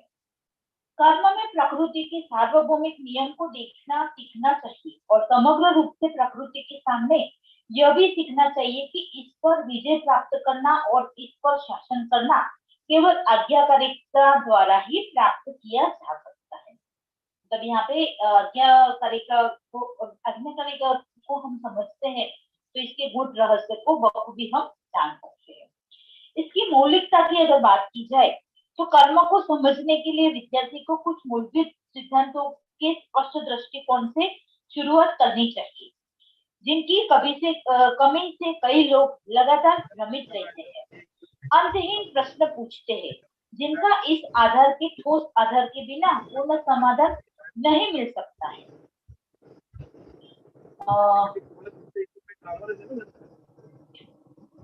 यहाँ पे हमें कुछ सच्चे थियोसॉफिस्ट बताते हैं कि हमें किसी के भी कर्म में हस्तक्षेप नहीं करना चाहिए, लेकिन जब बात प्रकृति और प्रकृति के कानून की आती है तो यहाँ हमें थोड़ा सा अपने विवेक बुद्धि का उपयोग करके हस्तक्षेप कर सकते हैं। आपने किसी व्यक्ति को गंभीरता से यह कहते हुए नहीं सुना है, आपको गुरुत्वाकर्षण की नियम में हस्तक्षेप नहीं करना चाहिए, द फोर्स ऑफ ग्रेविटेशन। यह समझा जाता है कि गुरुत्वाकर्षण इन स्थितियों में से एक है जिसके साथ किसी को विचार करना पड़ता है और व्यक्ति किसी भी असुविधा का प्रतिकार करने के लिए पूरी तरह से स्वतंत्र है। जब प्रकृति में कोई स्थिति हमारे लिए असुविधाजनक होती है तो हम इसे टालने के लिए अपनी बुद्धि का उपयोग करते हैं और कोई भी हमें यह बताने का सपना नहीं देखता है कि हमें हस्तक्षेप नहीं करना चाहिए या किसी भी ऐसी स्थिति को बदलना नहीं चाहिए जो हमें नापसंद हो। हम केवल तभी हस्तक्षेप कर सकते हैं जब हमारे पास ज्ञान हो, क्योंकि हम किसी प्राकृतिक शक्ति को नष्ट नहीं कर सकते, नहीं इसे कार्य करने से रोक सकते हैं, लेकिन हम इसकी कार्यवाही को बेअसर कर सकते हैं। हम एक तरफ कर सकते हैं अगर हमारे पास पर्याप्त शक्ति है और इसकी जानकारी भी है कि शक्ति का कहाँ कितनी मात्रा में कितने अनुपात में हमें उपयोग करना चाहिए। ऐसी ताकतें, ऐसी शक्तियां जो स्थितियों का निर्माण करती है, जिनके बीच हम रहते हैं और जो हमारे अंदर और हमारे बाहर भी काम करती है, हमें इनमें हेरफेर कुछ मात्रा में कर सकते हैं। हम समझते हैं और जैसे जैसे हमारी बुद्धि विकसित होती है हम और अधिक इनके स्वामी बनते जाते हैं, जब तक कि मनुष्य अतिमानव नहीं बन जाता और भौतिक प्रकृति तब तक इसकी सेवक नहीं बन सकती है। मतलब कि यहाँ पे जैसे जैसे हम हायर सेल्फ की ओर जाएंगे, इसको समझेंगे, तभी हमारे नीचे की जो लोअर सेल्फ है वो हमारे कंट्रोल में आएगी। कुछ प्राकृतिक कानून को भी यहाँ कर्म के नियम के साथ जोड़ा है। इस मामले में बहुत भ्रम पैदा हो गया है क्योंकि पश्चिम में प्राकृतिक कानूनों को मानसिक और नैतिक कानूनों से अलग माना जाता है, जबकि मानसिक और नैतिक कानून प्राकृतिक कानून का इतना ही हिस्सा है जितना बिजली के कानून और सभी कानून प्रकृति की व्यवस्था का हिस्सा है। कई लोगों के दिमाग में प्राकृतिक कानून को मानव कानून के साथ भ्रमित किया गया है और मानव कानून की मनमानी को प्राकृतिक कानून के दायरे में आयात किया गया है, यानी कि हेरफेर की गई है। भौतिक घटनाओं को प्रभावित करने वाले कानूनों को विज्ञान ने इस मनमानी से थोड़ा बचा लिया है, लेकिन मानसिक और नैतिक दुनिया अभी भी अराजकता की स्थिति में है। कोई देवीय आदेश नहीं बल्कि देवीय प्रकृति की व्यापकता हमारे अस्तित्व को निर्धारित करती है और यहाँ पैगंबरों ने नैतिक कानून बनाए हैं जो कुछ हद तक हमें यहाँ पे मदद कर सकते हैं। हिंदुओं में हमें मानव निर्मित और प्राकृतिक कानून दोनों के विचार मिलते हैं। मनु की अवधारणा में राजा एक निरंकुश है और प्रजा को इसका पालन करना चाहिए, लेकिन राजा के ऊपर भी एक कानून है जिसका इसे बदले में पालन करना होगा। एक ऐसा कानून जो स्वयं संचालित रूप से कार्य करता है और चीजों को की प्रकृति में है। अपनी निरंकुशता के बावजूद का सर्वोच्च कानून से वो राजा भी बंधा हुआ है और कोई भी इसकी अवहेलना करेगा, चाहे प्रजा हो चाहे राजा हो, तो इसे इस अफर नियम से दंडित होने से कोई नहीं बचा सकता। आगे बताते हैं कि कृत्रिम कानून परिवर्तनशील है। में जो लोग इन्हें बनाते हैं वो इन्हें बदल भी सकते हैं या इन्हें निरस्त कर सकते हैं। प्राकृतिक नियम अपरिवर्तनीय है, इन्हें बदला नहीं जा सकता और ना ही इसे निरस्त या बेअसर करा जा सकता है। क्यों? तो बताते हैं कि प्राकृतिक कानून में वैसे कोई दंड नहीं है, लेकिन एक शर्त का दूसरी शर्त पर पालन अवश्य होता है। यदि कोई व्यक्ति चोरी करता है तो इसका स्वभाव अधिक और चोर जैसा हो जाता है। बेईमानी की प्रवृत्ति इसके जीवन में बढ़ जाती है और ईमानदार होने की कठिनाई अधिक हो जाती है। यह परिणाम हर मामले में सभी व्यक्तियों में सभी देशों में काम करता है और चोरी के संबंध में दूसरों के ज्ञान या अज्ञान के परिणाम पर कोई फर्क नहीं पड़ता। ऐसा दंड जो स्थानीय या परिवर्तनशील और बचने योग्य है, तो यह संकेत है कि कानून कृत्रिम है, प्राकृतिक नहीं है। एक प्राकृतिक नियम स्थितियों का एक क्रम है। ऐसी स्थिति मौजूद होने पर एक और स्थिति अवश्य आएगी। यदि आप शर्त नंबर 2 लाना चाहते हैं तो आपको इस शर्त नंबर 1 ढूंढना या बनाना होगा और फिर शर्त नंबर 2 एक अपरिवर्तनीय परिणाम के रूप में पालन करेगी। एक रंग अपने आप पर छोड़ दिया जाने पर कभी भी नहीं बदलती, लेकिन यदि कोई नई शर्त पेश की जाती है तो अगली स्थिति बदल जाएगी। इस प्रकार पानी गुरुत्वाकर्षण बल के अनुसार एक तिरछी नाली से नीचे की ओर बढ़ता है, तो यदि आप ऊपर शीर्ष के ऊपर पानी डालते हैं तो यह हमेशा ढलान से नीचे की ओर बहेगा। लेकिन आप रास्ते में बाधा या रुकावट डालकर प्रवाह को बाधित कर सकते हैं, तो फिर बाधा गुरुत्वाकर्षण बल का जो प्रतिरोध करती है वह इसे संतुलित कर देती है। लेकिन फिर भी गुरुत्वाकर्षण का जो बल है वो सक्रिय रहेगा और बाधा पर दबाव में पाया जाता है।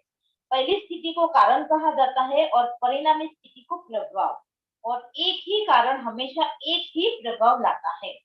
वह शर्त है कि अन्य कारण प्रस्तुत न किया गया हो। बाद वाले मामले में प्रभाव दोनों का परिणाम है। तो यहाँ पे मेरे ख्याल से मैं ये समझ पाई हूँ कि कर्म का जो नियम है इसको प्रकृति के साथ, प्राकृतिक जो कानून है, प्रकृति का कानून है इसके साथ, और हम नीचे की दुनिया में जो कानून बनाते हैं तो इस तीनों को जोड़ के इसका जो मौलिक जो बात है तो यही बात है कि नीचे अगर हम अपनी पहचान के द्वारा या कुछ कानून और कानून की छोटे छोटे सब कानून के द्वारा हम नीचे की दुनिया में कोई अगर अनिच्छनीय कर्म करते हैं तो बच सकते हैं, लेकिन हमें इसमें कानून में आर्टिफिशियल कानून में कई सारी कलमों को ऐड करना पड़ेगा। लेकिन प्रकृति में ऐसी कोई भी जुगवाई नहीं है। जो हम करेंगे इसको हमें मतलब जैसा फल हम सीड डालेंगे तो इसका जो फल है वो हमें भोगना ही भोगना पड़ेगा।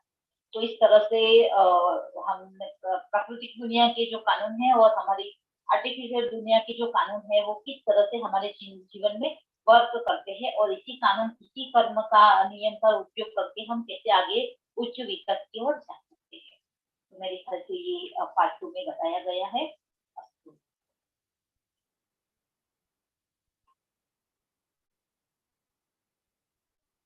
Thank you so much.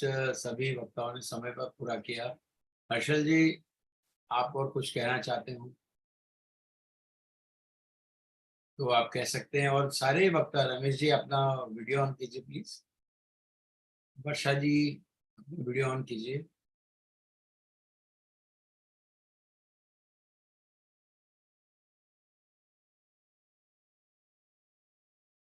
Ramesh ji, हाँ आप कहिए। हर्षल जी और कुछ ऐड करना चाहती हूँ? You can add, Yeah. or else it is open to anyone who wants to share in. Please raise your hand. और या मुझे कह सकते मैसेज में कुछ हो तो पढ़िएगा। Yeah. So basically, first thing I would like to thank my mom. क्योंकि मैं actually usually I'm very used to open speech. मुझे वो script में बदलना थोड़ी में बहुत सी मुश्किल होती थी, and then इसलिए मेरी माँ मुझे she helped me to take that script out. So I always thank her to get the script, because always I have my written notes of the scriptures.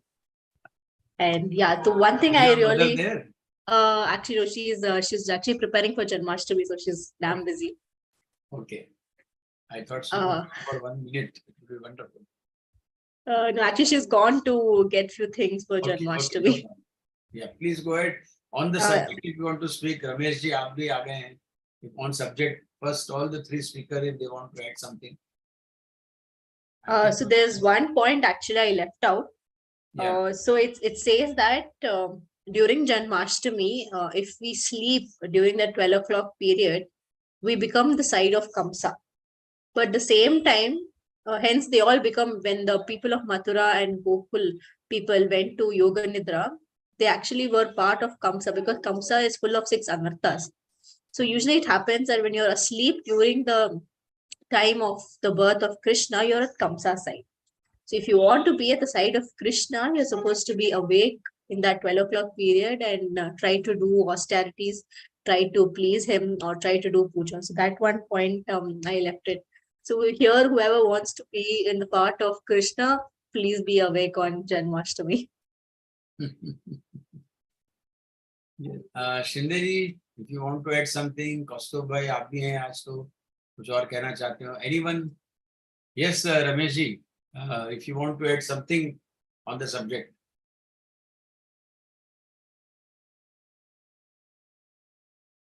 Unmute yourself, sir. Ramesh ji.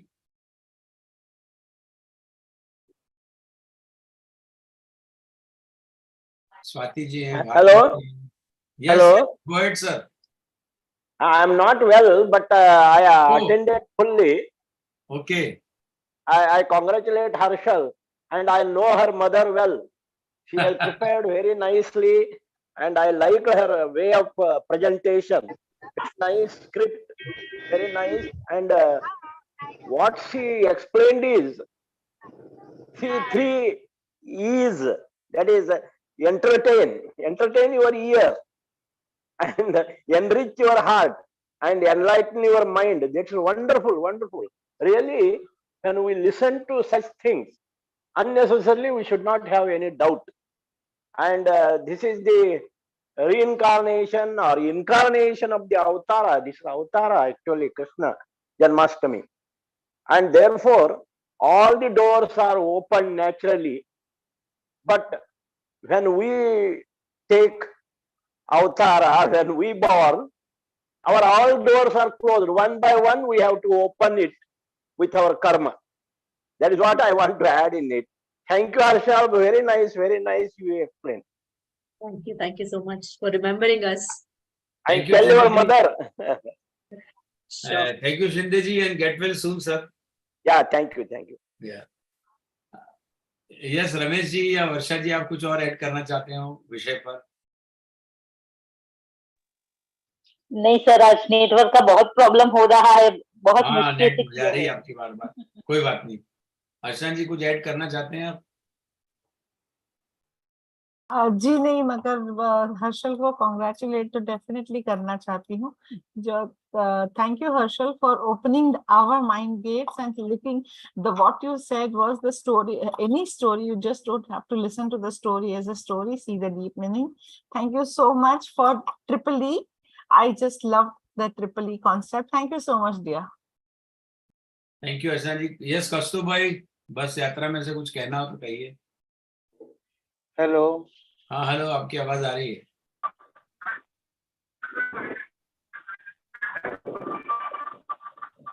हाँ कौस्तुभ जी, कुछ कहना चाह रहे हैं? Sir Ramesh भाई बोल रहे हैं. रमेश भाई. हेलो. हेलो. हाँ, मैं बोल सकता हूँ? जी जी जी, बिल्कुल बोलिए. हाँ, मैं ये कहना चाहता था कि ये जो पर्व है, जन्माष्टमी का पर्व, उसकी एक बात बहुत बहुत नोंदनीय है कि इसमें साधु संतों भी ज्वाइन हो जाते हैं.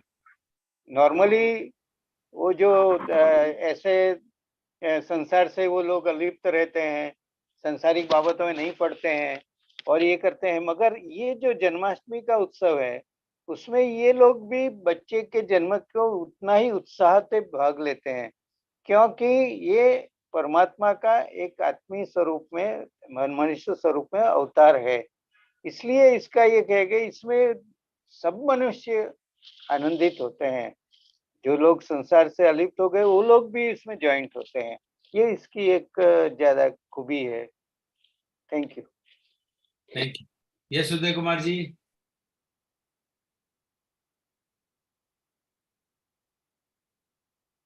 हेलो नहीं उनका Hello. हाँ बोलिए Hello. Uday Kumar ji. Yeah, I'm Kaustuv here. Kaustuv Barbade. हाँ कौस्तुभ जी बोलिए. There was a small comment which was made that the karma is not applicable to the masters. If I've heard it correctly, that comment is wrong. This is what I feel. Shinde sir also. Just please say loudly again, sir. It was commented that the karma is not applicable to the masters. Okay, it's the karma is not applicable to the masters. That was the comment made during this thing. This is what I heard. Okay. That is not so. Karma is also applicable to the masters. Only the thing is the masters know how to go around the karma. Because even when I read the one of the books, I can name the book also if you want.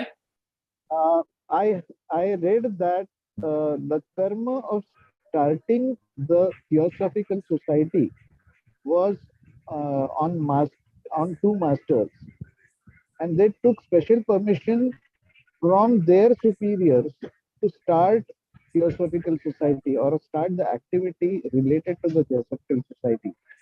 So they are also under the purview of karma. Karma. Okay. Okay. Let Shinde sir say if this is right or wrong. Shinde sir is there or not? Okay. Okay. Okay. Okay. I'll get it corrected from him. Anyone, Harshal, do you want to comment on that?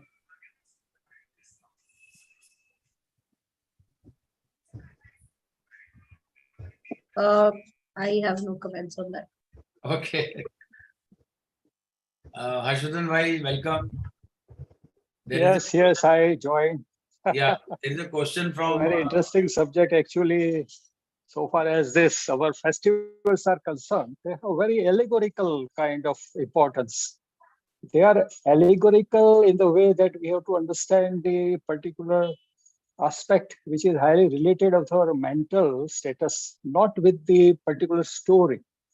Story is there, no problem. We can listen to the stories, what the entertainment of the years, that what Harshal just explained.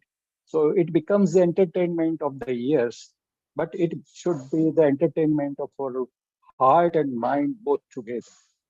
And what Kaustubh by just Mr. Bhadbade, I think.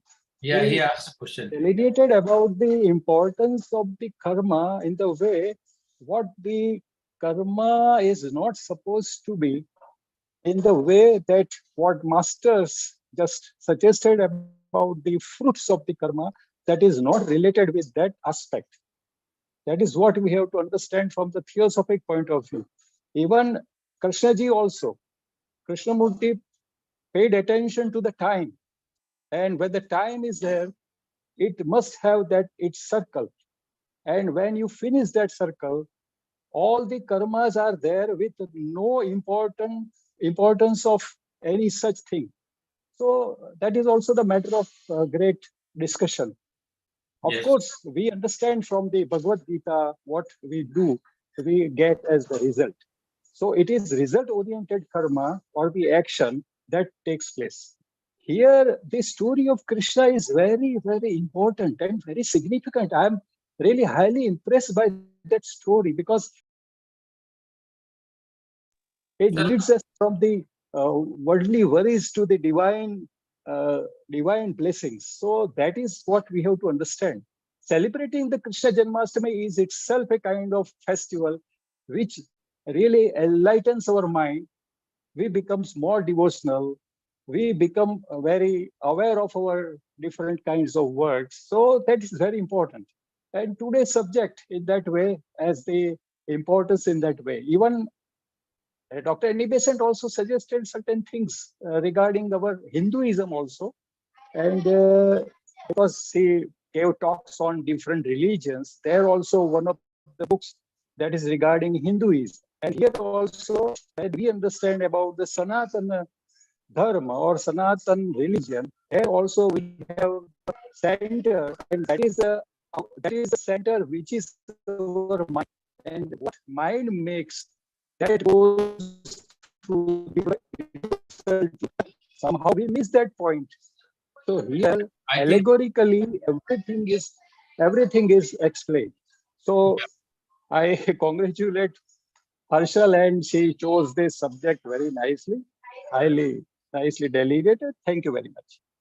Thank you. And I think, Harshal, your mother is there. So I would request her to speak something and introduce herself to this, our small and very fruitful Triveni meeting in which 3 languages meet for a subject. Mute, madam. That's unmute. Yeah, you can talk. Thank you very much, sir, for giving an opportunity to my daughter and appreciating her work. So I'm really glad and very thankful, grateful for all of you here. We would And be grateful if the author of the speech can also speak sometimes on Triveni. No, the notes is from my daughter. Only I scripted it. That's it. Yeah, that's all. The Nice notes is combination. original notes is from my daughter. I know that, but it's a nice teamwork. So sometimes you both can come. Yes, sir. Thank you very much, Taral sir, and everyone. Thank you very much. Thank And very happy to see you and meet you guys. Thank you. Thank you. अर्चना जी, अतुल भाई नहीं है तो शायद समापन की ओर हम चलें, कोई बोल नहीं रहा, आगे बढ़े। किशोर बहन, आपका स्वागत है। समापन की ओर बढ़े, प्रार्थना बोले। निर्वाणाष्टका।